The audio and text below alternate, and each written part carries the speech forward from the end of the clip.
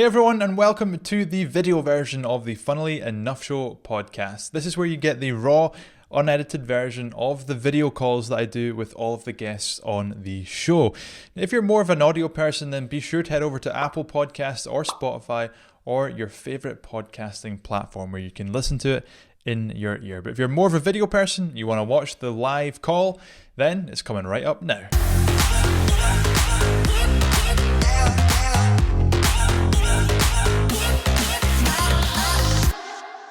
Amy Woods, welcome to the Funnily Enough Show. How are you today? I'm great. Thank you for having me on. I really appreciate being on the show.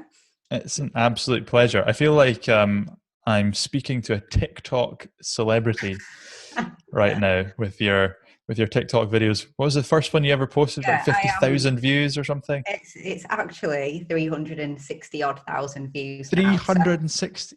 Yeah, What? I've got more followers on TikTok than any other platform. I've over 250,000 views, and I've only done one post. I don't follow anyone. It just went viral. It's very strange, isn't it? So yeah, I'm a TikTok sensation basically. That is a TikTok well. influencer. Yeah. Amazing. Yeah. Yeah.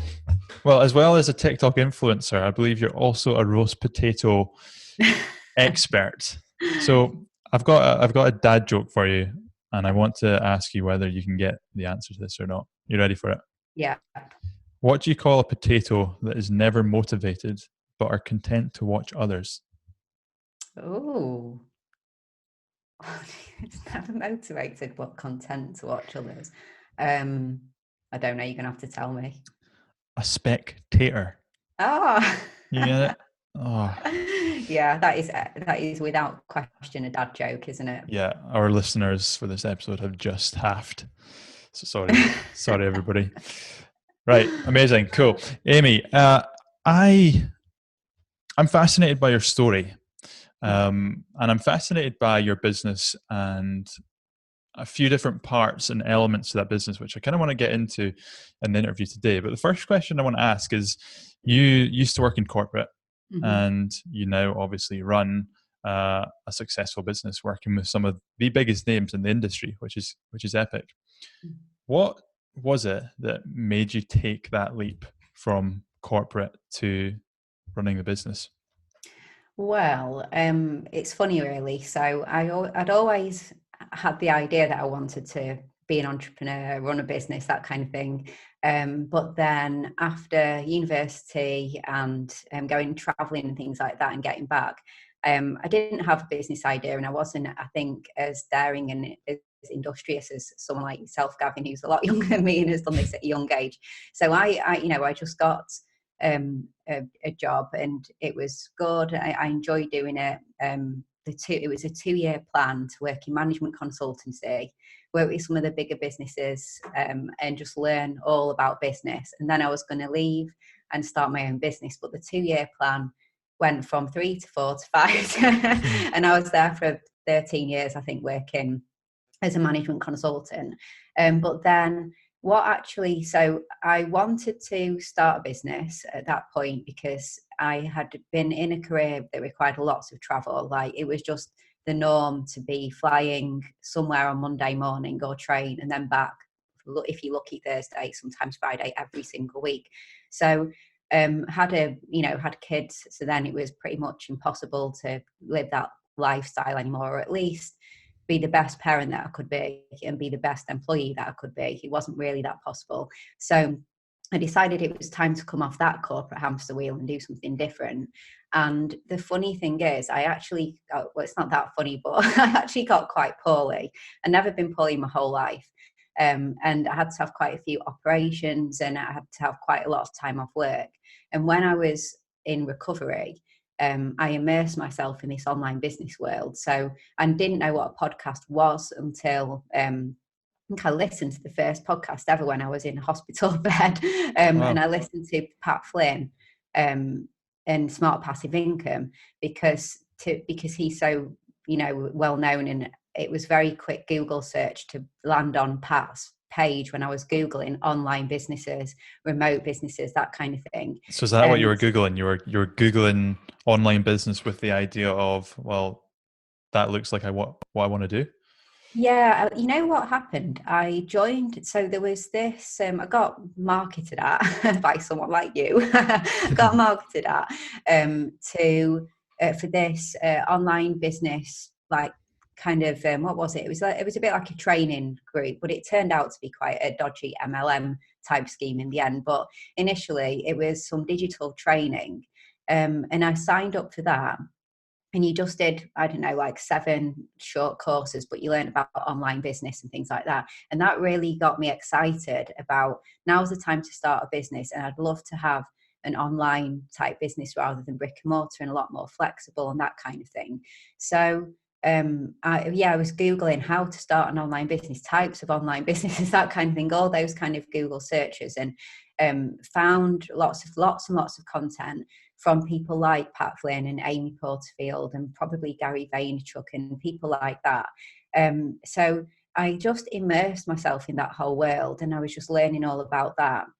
And then I started an online business that was more akin to what I'd been doing in corporate, because it was business consultancy, but to smaller businesses, and offering it up in a more online way, but with consultations with me, but again in a remote capacity, like Skype, things like that. Otherwise, I developed an online course as well. But my heart was not in that at all. I didn't really enjoy it that much, and I think it just wasn't what I wanted, should be doing. But I was really, really keen on content marketing. I was really bought into content marketing, and I was doing it for myself, doing Facebook lives and things like that. So then I got the idea for Content 10x, in a business that will repurpose original content for smaller businesses. And then I just went all in on that, stopped the online business I was doing for the corporate, like for the consultancy, just stopped that, and then went all in on Content 10x. So it all happened about 3 years ago, I guess. I actually took a leave of absence from a corporate job in the first year of setting up this business, because I put in my resignation, and they said, well, how about you just take a leave of absence? And I explained, well, I'll be starting a business, and it didn't compete. They said, fine. So I did it for a year while still sort of employed. And then at the end of that, they said, are you coming back? And I said, no. Nice. It's going well, so I'll continue doing what I'm doing. Thank you. Brilliant. I love that. So with the business then, I'm kind of interested in like the logistics of the business. And one of the things that I find fascinating is I feel like when people are at the early stages of business, they look at people that are steps ahead and want to have that. Whereas the reality is, I feel like, or especially for me, the business will change and adapt over time based on things that you learn, and just more revenue coming in and things. So what did the business, when you let's talk about Content 10x and the repurposing side, what did it look like day one, and what does it look like now in terms of your involvement in the business? How have you scaled it? How do you take on more clients? Have you built a team? Yeah, so I mean, day one was just me doing everything. So sales, marketing, graphic designer, video editor, podcast editor. I was everything. So day one was just me on my own.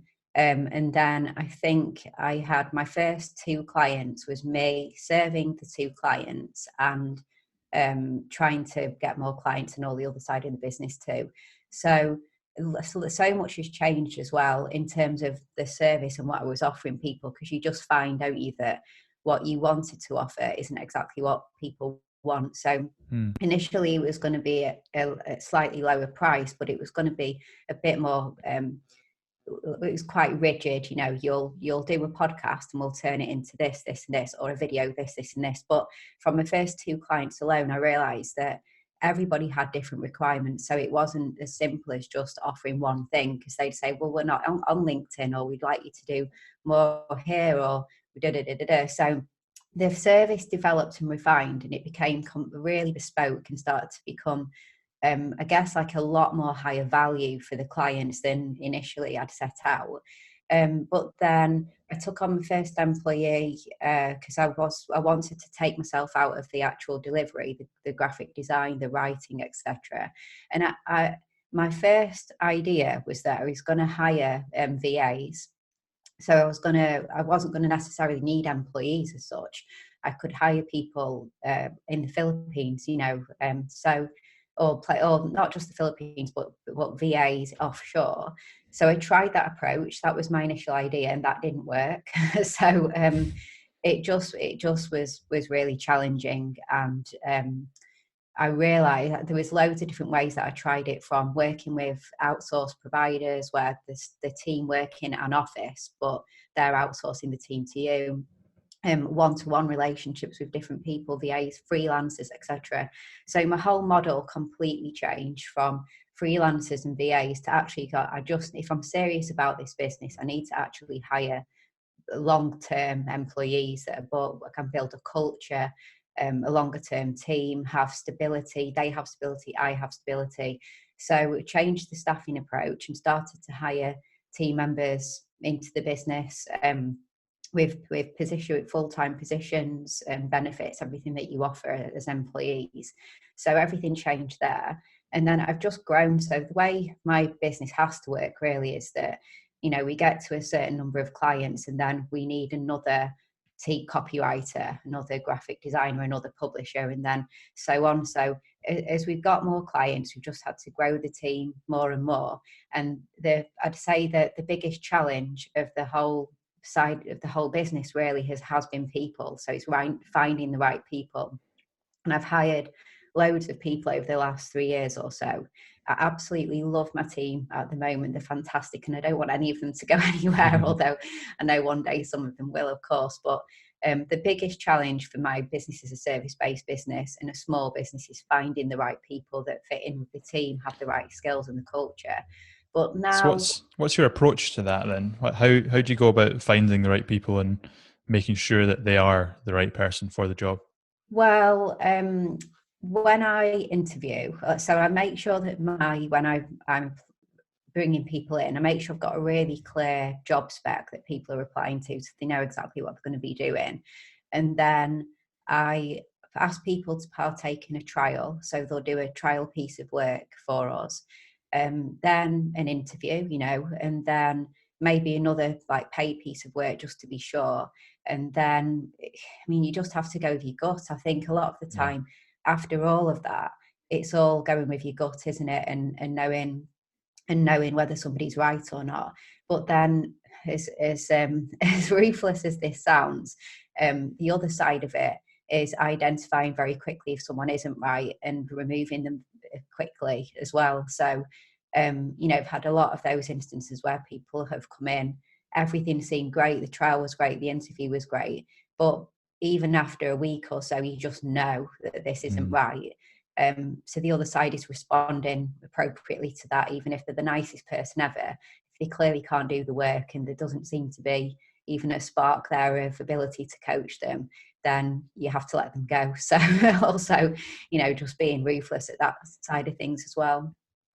And so, how do you feel like if somebody's listening right now and they're maybe at a stage where they feel like they don't have a huge amount of time, and so bringing somebody on, whether it's a VA, freelance, whatever it may be, is a good move, yet they don't really know where to start in terms of finding the right person and that whole process. I'm sure you've got a process in place now because you've done it multiple times. But for that person out there, what's the first thing to do? Do you publish on social media that you're looking for someone? Do you go? Have you, in your experience, have you gone to an agency? What's Yeah. your So kind of first couple of steps? for people who are listening to this and are based in the UK, I've actually tended to use Indeed as where I place my job advertisements. So on Indeed, you can specify location, or you can make it, not like a non-specified location if it's going to be remote. So I've tended to use that. So that's a bit like, what would you compare it to? Like Total Job. So just an online Yeah, website job for, board thing. yeah, like, so I've tended to use that where you pay to get your job advertisement like boosted and more people will see it and that kind of thing.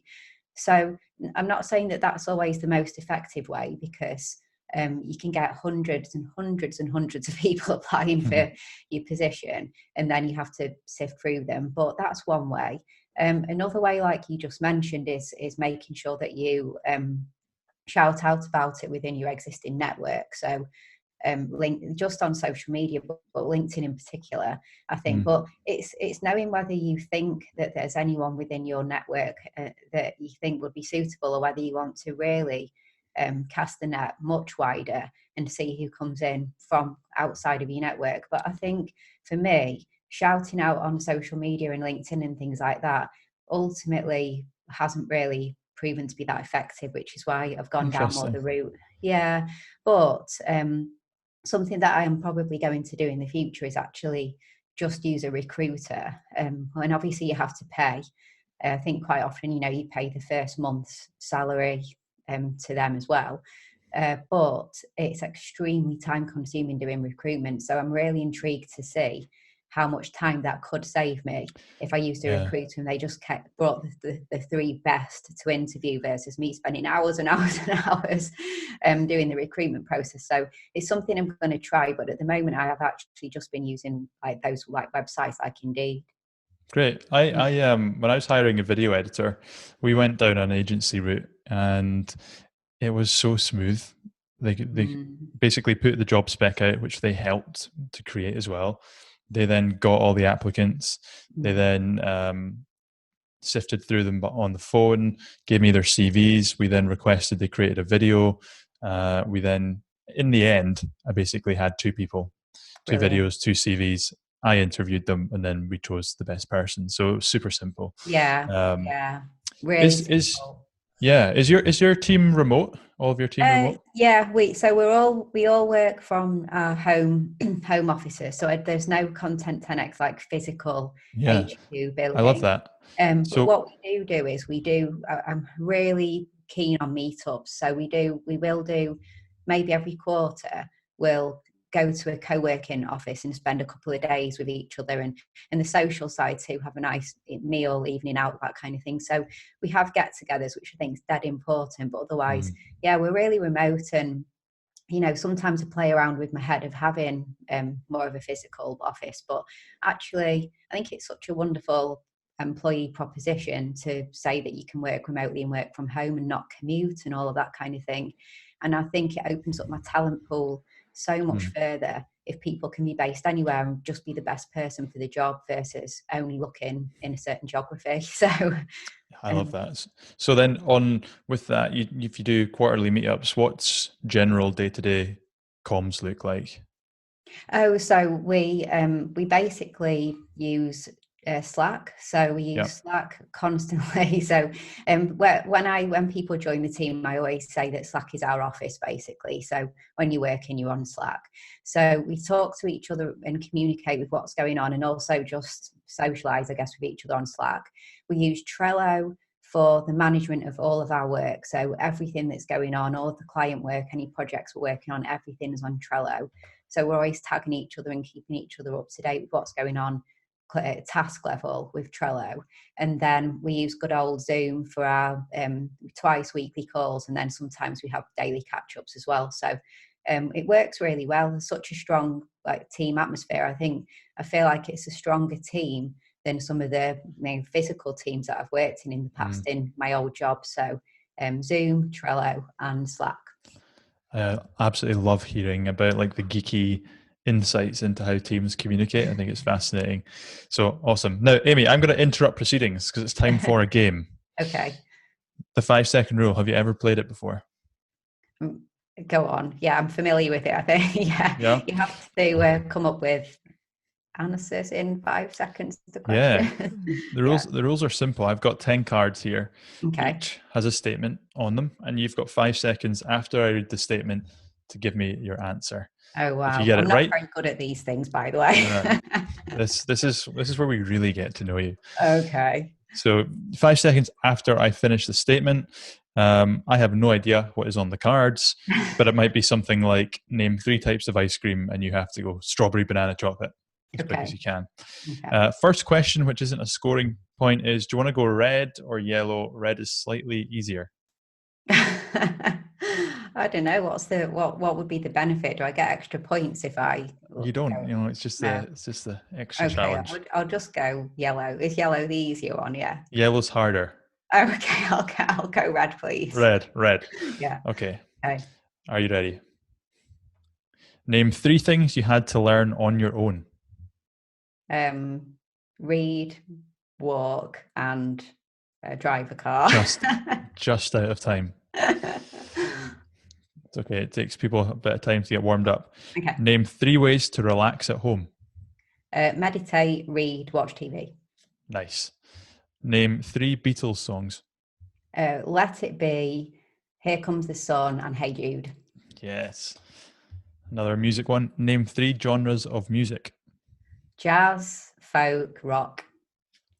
Nice. Those are your top 3 favorites? No. No. Name 3 snacks made with chocolate. Mars, chocolate buttons, and chocolate cake. Lovely. Name 3 things beginning with the letter R. 3 things. Oh my god. Time up. That's ridiculous. Name 3 Oh, excuses for not doing your homework. dog ate it. It fell in a puddle, and you lost it. Nice. Name three types of soup.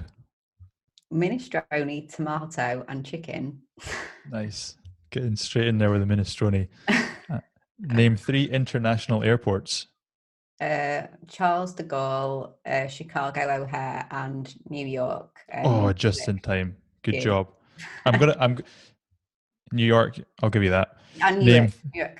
Yeah. Yeah, New York. Yeah. It's just your accent. Yeah. Where's my timer gone? Name 3 sports played at school. Netball, football, and tennis. Lovely. Look at that. Amy, that is your 10 cards. You How scored do I do? 8 out of 10. That's Oh, really not good. too That's bad, is really good. it? Good job. I can't believe I couldn't think of 3 things that begin with R. That's I know. ridiculous. That was probably the easiest one. It's the easiest ones that you're like, oh, I don't know. I Still don't know can't think 3 of ones. anything. Road, riot, rum. Yeah, okay. There we go. Amazing. Right, let's get back into it. Yeah. Time is running out, unfortunately. I'm upset. I want to keep speaking. One of the things I love about Content 10x, or I say I love, but one of the things I find interesting is you have a lot of high profile clients. I think it's fair to say, in terms of speakers in the marketing world, etc. What have you done to be able to get those high profile clients? I think it's just all about, I guess, a couple of things. So it's just networking. So working with people, and then making sure that you network appropriately with who they know, and going to events, like actually physically turning up and meeting with people face to face. But I guess it's the thing in business where if you do something and you do something really well, then you only need one happy client to then tell other people, and then the word grows, doesn't it? So Yep. I think it's more about the trickle effect of working with one, I guess, like you said, high profile type client, and they're really happy. And then when they tell other people that they know, they're usually that same level of person. So then they're telling people in that network. So it's been that trickle kind of network marketing, really, of clients telling each other.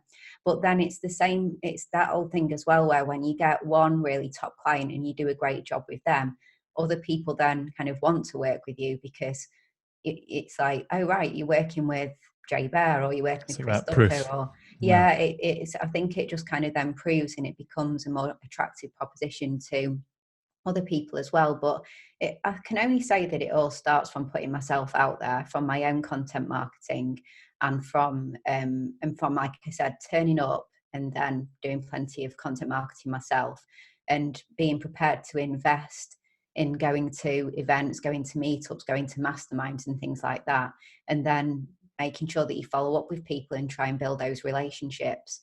And that's been my approach, really.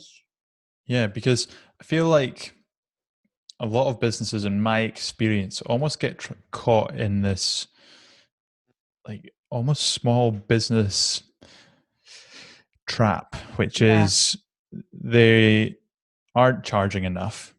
And so they typically work with smaller people, but then because they're working with smaller people, they're busy. And so they don't have the time to think about putting prices up and go networking and reaching out to these bigger people. So was that a struggle that you had, or what's your experience been in this kind of, in the growing from a small business and working with, I presume, smaller clients to slowly progressing and working with larger ones? Yeah, I mean, it's not even past tense. It's still a struggle really to get that balance correct of the work. I guess what you're saying is when you're working too much in your business and you're not having that time to step back and focus on things like that sales and that growth and what new directions do you want to go in, because you're too kind of stuck in serving your existing clients. And I have had that as a challenge, and it's still a challenge. It's still something that I'm trying to improve on and get better at. And I'm not going to lie, in terms of, I have worked very long hours at times, like really, really, maybe a year or so of ridiculously long working weeks and things like that. So it's not been easy at all. But I think, what in terms of growing, you have to grow a team and you have to have people who you can delegate and outsource to so that you can focus on what you do best. And I think sometimes you have to almost put a dollar or pound figure on what an hour of your time you think is worth, and then write out everything that you're doing on a daily and weekly basis and work out the things that really that shouldn't be you, that should be somebody else. And when you hire, at first it seems like such a big cost and a big risk, and it can be quite scary. But if you don't do it, you'll never grow, and it'll hit your bottom line and it will hit your profit, especially if you're hiring early on the hope that if I hire, I'll get more clients. But the reality is, if you don't hire, you'll go nowhere. You won't grow. So you've got to take the leap of faith, which is what I've always done. I've always hired early in the anticipation for getting more clients, and accepted that that affects my bottom line. But that always has worked out in the end. And then you make the next hire before you don't quite have enough clients that you need the next hire, but you're not going to get the clients if you don't take on the next hire. So I think you just have to be bold and take leaps of faith, and hire for the business you want, not for the business that you currently have, because you'll never have the business you want if you only ever do everything based on what the current status is. That is such a good way to end this. Hire for the business you want, not the business you have. That's great. That's really good. That's like a mic drop ending to this podcast, I feel. So thank you so much for that. Now, Amy, at the time this podcast comes out, you will have released your book. So tell everybody about that and tell everyone where they can find and learn more about you and Content 10X. Yeah, so my first book, which is super exciting. So it's called Content 10X, more content, less time, maximum results. And it's basically, it's like the ultimate guide to repurposing your content. So if you create videos, podcasts, if you go to live events, if you have online courses, do webinars, things like that, it covers every type of content, and it covers in really practical, hands-on ways how you can go on and repurpose them. So it's kind of read now and implement straight away. And it covers mindset of repurposing and really just how you can save time with content by having systems and processes that mean that you create more content in less time. So that's my book. And then if anyone wants to find out more about me, get hold of the book or connect with me on social or anything like that, then the best thing to do is go to content10x.com, because everything is there basically. That's the one hub.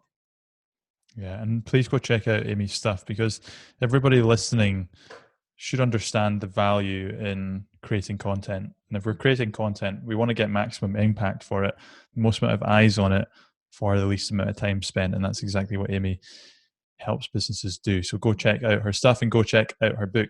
Amy, it has been an absolute pleasure. Thank you so much for coming on and chatting to us today. I wish we could speak for longer. Thank you so much for having me on. Really appreciate being the final one of the year, if it is as well. So that's great. And good luck with the podcast, because it's really good. And I think for a first season, you are an amazing interviewer as well. And I love the format and I love the fun of the show as well. It's really great. Thank you so much. Thank you. Hey everyone, me again, and thank you so much for watching the video version of the podcast. I hope you found that very useful and valuable and entertaining. I hope it brought a smile to your face. Now, if you'd like to listen to more of the shows, then head over to Apple Podcasts or Spotify or your favorite podcasting platform, and you can check that out. And if you'd like to see the show notes from this week's show, head over to mrgavinbell.com/podcast to get that goodness.